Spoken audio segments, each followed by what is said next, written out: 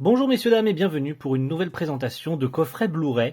Et aujourd'hui j'avais envie de vous parler d'un film, un film qui m'a beaucoup touché, un film qui m'a beaucoup plu et qui a aussi beaucoup plu à la presse, beaucoup plu aux gens à qui on va dire le thème du film touche et se sentent visés, car aujourd'hui on parle du film de Keiichi Hara, qui est quand même pas mal connu dans la sphère des films d'animation japonaise pour le film Le Château Solitaire dans les miroirs aux éditions Eurozoom.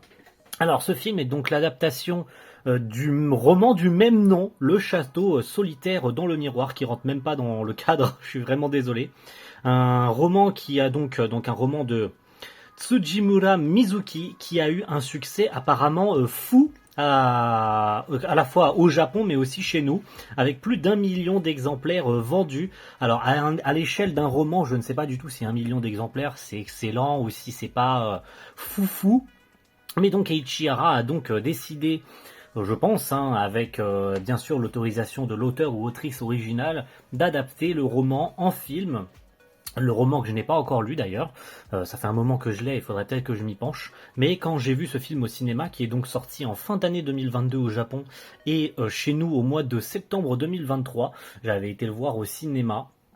Car le speech de base m'avait beaucoup touché et beaucoup attiré surtout, parce que ce film traite principalement du sujet du harcèlement scolaire. Je pense que ça a fait beaucoup de bruit ce film quand il est arrivé, car Le Château Solitaire dans le miroir traite donc d'une jeune fille que nous voyons ici, Kokoro, qui est harcelée à l'école et qui par la force des choses se retrouve à traverser le miroir de sa chambre et se retrouver dans un château. Et donc, avec la reine Louve, que nous voyons ici, qui va être l'élément central, elle va se retrouver avec d'autres enfants dans ce château, et ils vont devoir, pendant, je crois, une année entière, trouver un élément particulier, et donc, bien sûr, converger entre eux, c'est-à-dire discuter entre eux, et tous ces enfants ont bien sûr une chose en commun, c'est bien sûr le harcèlement scolaire. Donc c'est un film à la fois difficile à voir, parce que je sais que le harcèlement ça fait beaucoup d'ailleurs, ça parle beaucoup ces derniers temps, pour ne pas dire ces dernières années, c'est un sujet d'actualité qui est triste à la télé ces dernières années. Donc d'avoir un film sur le harcèlement scolaire, c'est vrai que c'est quelque chose de plutôt difficile, mais le traitement du film est plutôt joli. C'est un film d'ailleurs du film One Picture, au cas où ça serait cool de le préciser. Donc Keiichi Hara, pour revenir rapidement sur lui, on lui doit notamment le film Colorful, qui est sorti en 2010, ainsi que Miss Okusai. Du coup, ça parlera à ceux qui ont vu Miss Okusai, c'est bel et bien le même réalisateur. J'ai pas grand chose à dire de plus sur le staff. Le coffret, du coup, se présente comme ça, avec un petit boîtier souple, dans lequel se trouve le boîtier amarré, qui est blanc, je vous le présenterai tout à l'heure. L'affiche du film, du coup, pour faire très joli, avec bien sûr la mention de Miss Okusai, le retour de Keiichi Hara au cinéma, avec Kokoro qu'on voit qui se regarde dans le miroir, au festival d'Annecy, parce que c'est au festival d'Annecy que les gens ont découvert ce film, qui a fini par ressortir plus tard. On se doutait de toute façon qu'après la sortie des films Détective Conan, qu'il nous sortirait du coup ce Château Solitaire dans le miroir, que j'avais beaucoup aimé, qui était donc logiquement sorti aux éditions Rosum, ça on s'en doutait beaucoup, que ça sortirait de cette manière. Donc voilà, au niveau de la tranche, ce que ça donne, c'est classique. Et à l'arrière, nous avons donc le petit speech du film, avec tous les médias qui en ont parlé. Un film engagé, avec un propos moderne, généreux et humaniste, frappe en plein cœur, une adaptation magistrale. Alors, n'ayant pas lu le roman, je peux pas vous dire si ça, on va dire, si ça adapte correctement le roman, et si c'est vraiment une adaptation très fidèle. Mais voilà, donc au niveau du speech, un beau jour, le miroir de la jeune Kokoro se met à scintiller. À peine la jeune fille l'a-t-elle effleuré qu'elle se retrouve dans un formidable château, digne d'un conte de fées. Là, une mystérieuse fillette, affublée d'un masque de loup, lui soumet un défi. Elle a 1 an pour l'accomplir, et ainsi réaliser un souhait. Seulement Kokoro n'est pas seule, 6 autres adolescents ont le même objectif qu'elle. Alors c'est vrai qu'on saute un peu le vrai propos du film, qui d'ailleurs est de base, dès les premières minutes, on sent le côté un peu lourd du propos, mais c'est vrai qu'elle n'est pas toute seule là-dedans. et on le comprendra un peu plus tard. Qu'au niveau des bonus, on n'a pas grand chose, on a juste un petit livret de 12 pages, et dans le disque Blu-ray, nous avons un petit entretien avec le réalisateur, donc Keiichi Hara, et qui est également présente dans le livret de 12 pages, mais comme c'est pas les mêmes questions, donc c'est une double, donc c'est pas trop mal d'avoir mis à la fois quelques petites phrases dans le livret, mais aussi dans le disque, ça fait un petit bonus en plus. Il me semble pas qu'il y ait non plus de choses que ça, parce que là c'est l'édition de base que j'ai, mais il y a d'autres éditions avec juste le boîtier et tout. Il me semble pas qu'il y ait d'autres bonus supplémentaires sur les autres éditions, si autres éditions existent. Il me semble pas qu'il y en ait d'autres. Hein. Donc bien sûr un film de 114 minutes VOVF. J'en parlerai tout à l'heure de la VF parce que cette VF a un titre personnel. Je la trouve vraiment pas bonne. Format 16 neuvième bien sûr, couleur, format son 5.1 et 2.0. Alors c'est faux, il n'y a pas de 2.0. On est uniquement sur du 5.1, on est sur du DTS HDMA 5.1 24 bits 48 kHz à la fois pour la VO et pour la VF. Donc pas de 2.0, je sais pas où est-ce qu'ils ont été inventés le 2.0, mais il n'y en a pas. Voilà. Ça en tout cas, c'est ce que j'ai vu personnellement. Et puis donc c'est à peu près tout. Je vais donc vous montrer à peu près, enfin je vais vous montrer le boîtier Amareil qui est blanc, tiens, qui est transparent. C'est joli, franchement, donc on a la même fiche, ça c'est dommage, ils auraient pu utiliser un autre visuel. Donc voilà, on a encore la mention, le château solitaire dans le miroir, exactement les mêmes choses derrière, ça c'est dommage, ils auraient pu mettre d'autres screens différents, d'autres trucs différents, c'est pareil. Du coup, je vous l'ouvre, excusez-moi, je vous le mets en face cam, je vous l'ouvre, donc c'est un boîtier Amareil très petit, avec le disque, voilà, c'est classique, hein, le château solitaire dans le miroir, le petit livret du film que je vais vous montrer juste après. Et pour finir, on parlera de la VF, parce que c'est vraiment le point noir de ce film à mon sens. On a une jaquette réversible, et ça c'est bien, c'est très très bien. Ils auraient pu mettre un fond blanc et tout, comme on en a l'habitude sur les éditeurs tels que Crunchyroll et tout.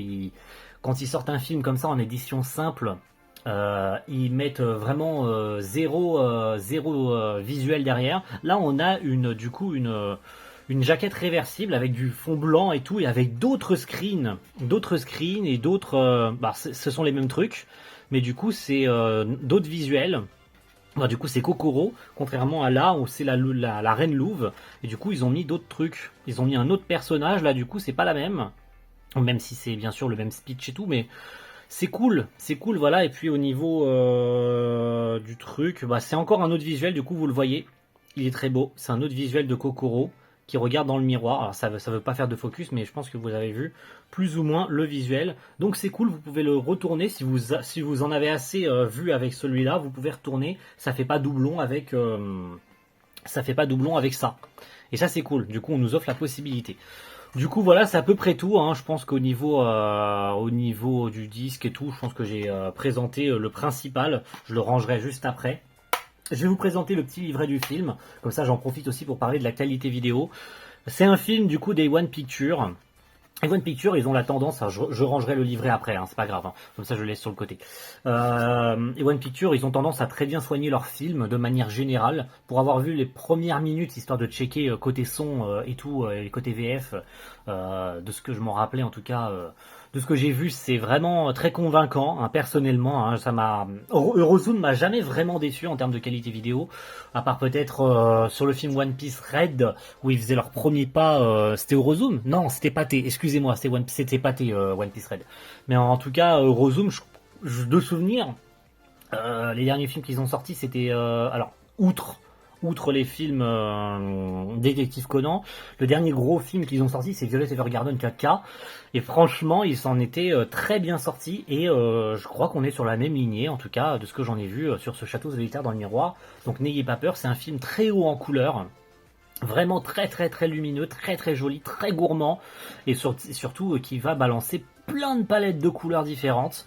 Donc si vous avez un beau téléviseur, n'hésitez pas à vous mettre dans les bonnes conditions, vraiment fermer les volets et tout, et vous mettre vraiment dans une condition cinéma. Je pense que vous allez en prendre plein les mirettes si vous avez un très beau téléviseur. Alors on n'a pas tous les systèmes dernier cri, Dolby Vision HDR et tout, puisque c'est pas un 4K, mais en tout cas, franchement, il fait le café. Hein.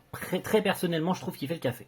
Alors au niveau du livret, du coup, je vous le présente rapidement. Donc on a le même synopsis avec l'affiche japonaise qui est très jolie. Voilà, on voit les autres enfants du coup, hein, qui sont aussi dans le même délire que Kokoro du coup, hein, qui se retrouvent eux aussi dans le château. On les voit tous. On a la petite Kokoro du coup qui n'a pas l'air très bien, hein, qui a l'air de courir en larmes. Donc le petit speech que vous avez vu tout à l'heure. Les personnages du coup Kokoro. Rion ou Lion, peu importe, hein, vous le prononcez chez elle, hein. Enfin, vous le prononcez comme vous voulez, pardon, excusez-moi. Donc on a le speech en ce qui concerne tous les personnages, etc. Donc Kokoro vit recluse chez elle suite au harcèlement qu'elle subit au collège de la part d'une bande de filles. Elle a développé une phobie scolaire et elle ne sait pas si elle pourra un jour retourner à l'école avec les jeunes du château. C'est la première fois qu'elle se sent acceptée. Voilà.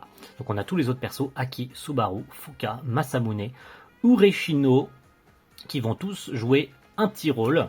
Je vous parlais du coup de l'entretien avec le réalisateur, donc de Keiichi Hara, avec toutes les questions et réponses. Ça c'est très très cool, du coup on comprend un peu mieux quelle était l'intention de Keiichi Hara avec ce film. Je vous rabat vers les entretiens et je vous laisse peut-être mettre pause. Voilà, je vous laisse comme ça, mettez pause, n'hésitez pas à lire si vous en avez envie.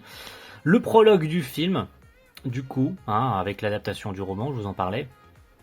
Tac tac, le prologue. Alors ça c'est le prologue du roman, il me semble. C'est vraiment le prologue du roman, donc vraiment pour faire écho avec le début du film et la question évidemment du harcèlement scolaire, puisque c'est le propos principal du film. Le château solitaire dans le miroir offre un regard puissant sur le harcèlement et plus particulièrement sur le harcèlement entre pairs en milieu scolaire. Voilà, voilà.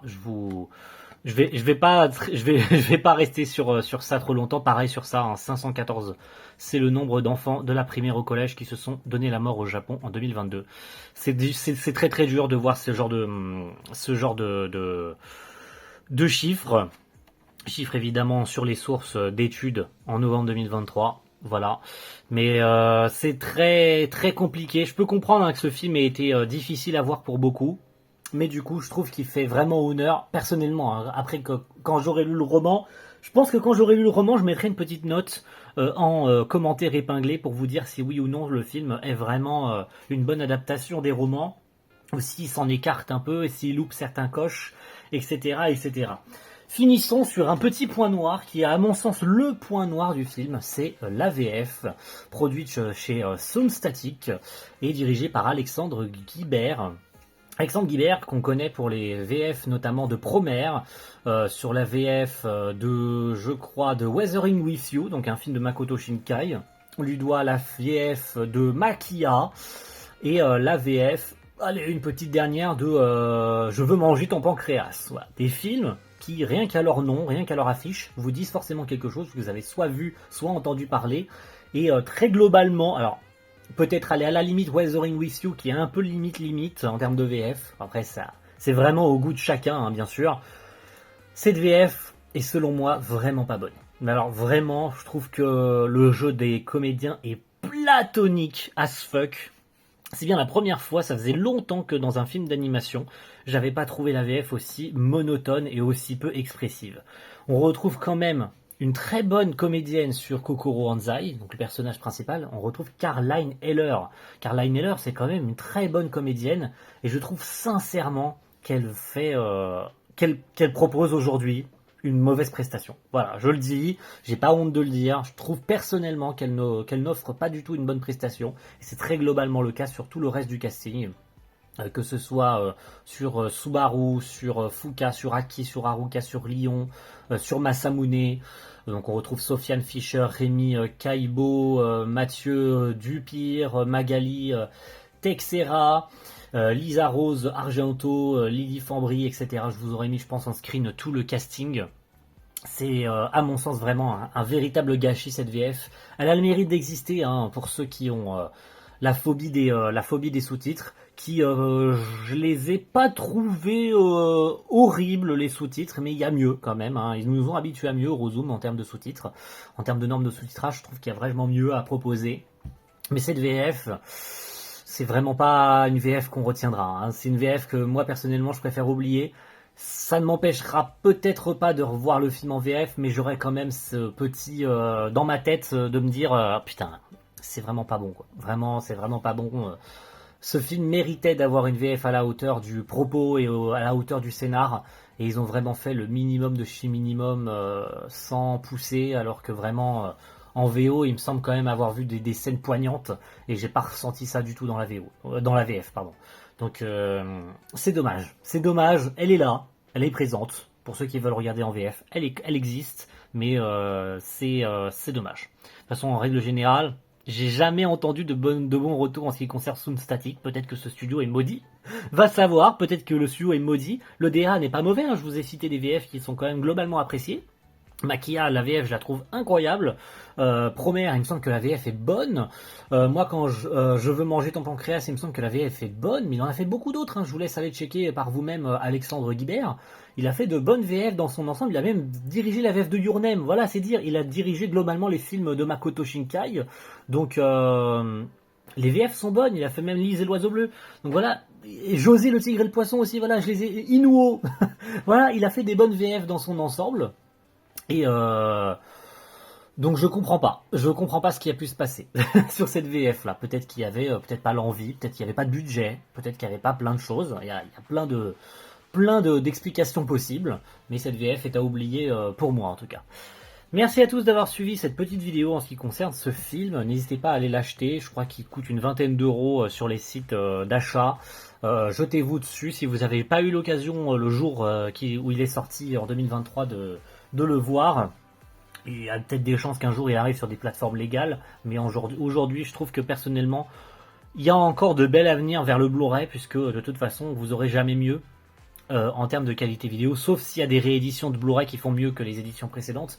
Mais à ce jour, je trouve que franchement le Blu-ray est vraiment le meilleur compromis, surtout que tout le monde aujourd'hui a un lecteur Blu-ray, donc ne lésignez pas sur ça, surtout pour une vingtaine d'euros et un film qui saura vous toucher dans ses messages et dans son animation, dans sa réal. Globalement, c'est un film qui ne sera pas oublié. En tout cas, moi je l'oublierai pas.